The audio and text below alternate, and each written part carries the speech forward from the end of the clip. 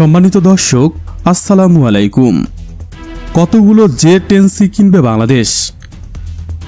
বাংলাদেশ বিমান বাহিনীর জন্য অন্তর্বর্তীকালীন সরকার 12টি 4++ জেনারেশন জ্যাটনসি যুদ্ধবিমান কিনতে চায়। এ বিষয়ে প্রধান উপদেষ্টা ডক্টর মোহাম্মদ ইউনুস চীনের প্রেসিডেন্টের সাথে সরাসরি আলোচনা করেছেন। তাই আজকের প্রতিবেদনে তুলে ধরব কেন 12টি জ্যাটনসি কিনতে চায় বাংলাদেশ এবং এই যুদ্ধবিমান প্রতিপক্ষ ভারত এবং মিয়ানমারের মোকাবেলায় কতটা কার্যকর হবে।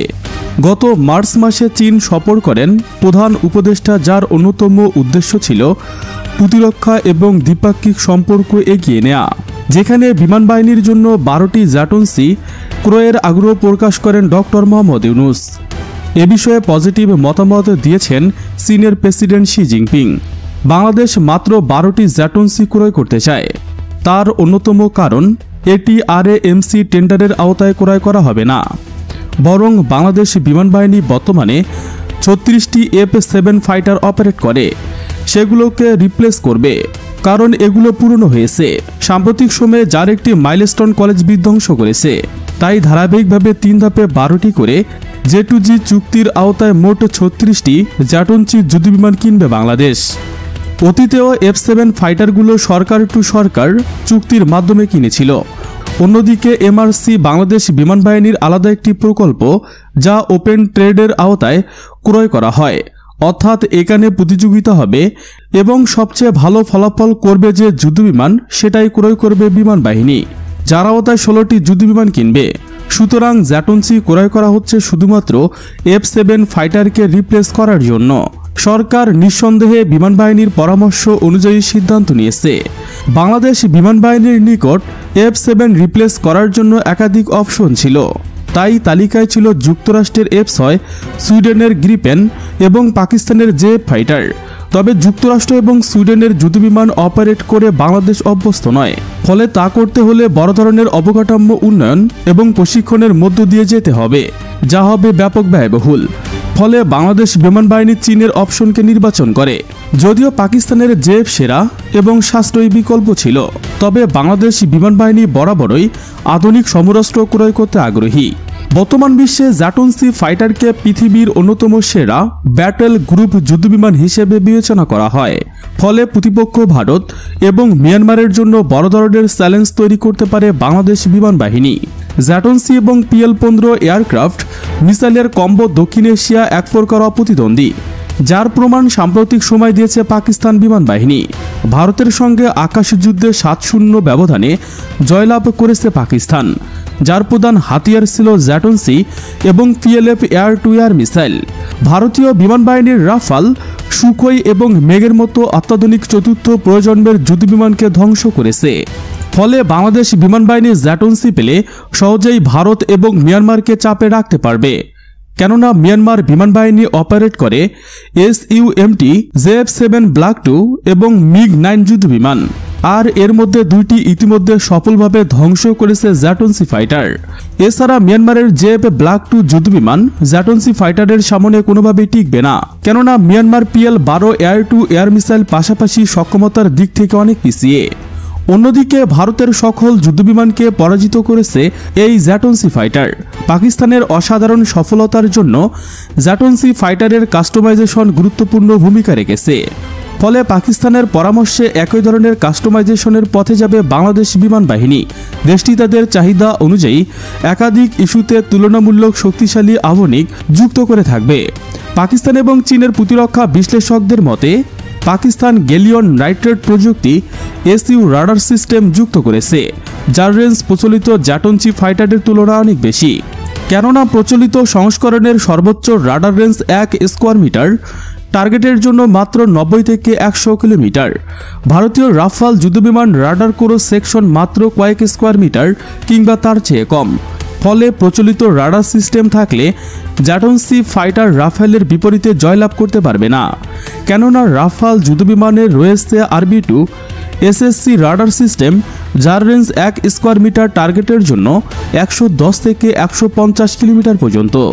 সুতরাং রাফাল যুদ্ধবিমানের জয়লাভের সম্ভাবনা বেশি থাকে, আর এটি বিবেচনা করে কাস্টমাইজ রাডার সিস্টেম যুক্ত করেছে পাকিস্তান। যার রাডার রেঞ্জ 1 স্কয়ার মিটার টার্গেটের জন্য 150 থেকে 170 কিলোমিটার কিংবা তার চেয়েও বেশি। পাকিস্তান আরও যুক্ত করেছে গুরুত্বপূর্ণ অ্যাভিওনিক্স, যা প্রতিপক্ষের মিসাইল থেকে আত্মরক্ষায় গুরুত্বপূর্ণ ভূমিকা রাখতে সক্ষম। তবে সবচেয়ে game changer PLF-15 air two air missile এর সমীকরণ একমাত্র মিসাইল মিউটর, যা ভারতীয় বিমান বাহিনী ফ্রান্স থেকে পেয়েছে, যার রেঞ্জ 100 কিলোমিটার। বিপরীতে PLF অর্থাৎ এক্সপোর্ট ভার্সনের রেঞ্জ 145 কিলোমিটার প্লাস, তবে এর অরিজিনাল ভার্সনের রেঞ্জ 200 কিলোমিটার কিংবা তার চেয়েও বেশি। পাকিস্তান ভারতের বিরুদ্ধে উভয় ভার্সন ব্যবহার করে সফলতা পেয়েছে, কেননা 180 কিলোমিটার দূর থেকে ভারতের রাফেল যুদ্ধবিমানকে ধ্বংস করার রেকর্ড অর্জন করেছে পাকিস্তান বিমান বাহিনী জ্যাটন সি ফাইটার এবং PLF মিসাইল।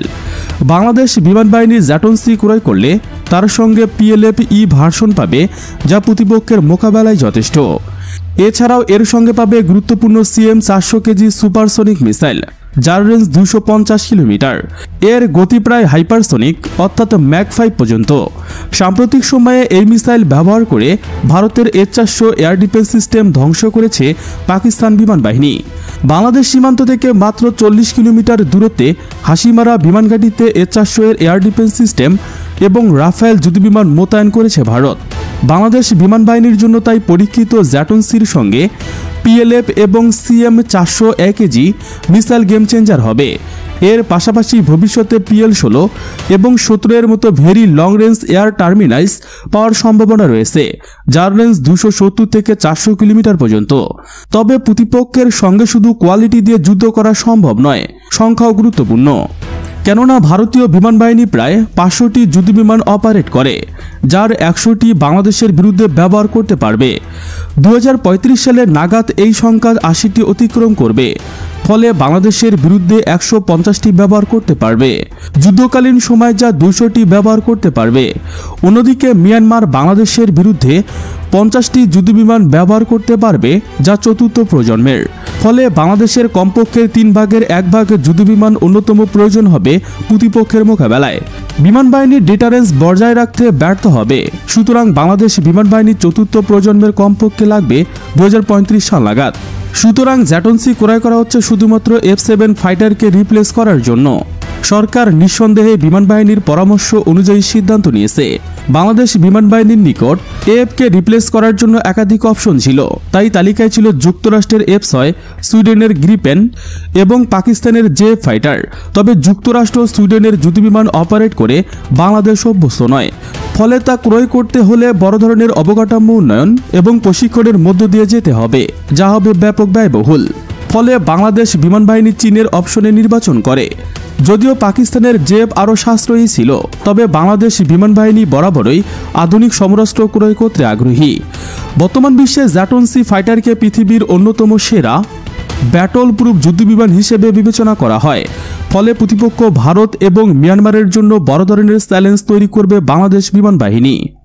সুপ্রিয় বন্ধুগণ, ভিডিওটি ভালো লাগলে একটি লাইক দিয়ে চ্যানেলটি সাবস্ক্রাইব করে আমাদের পাশেই থাকুন। Thanks for watching my video. আল্লাহ হাফেজ।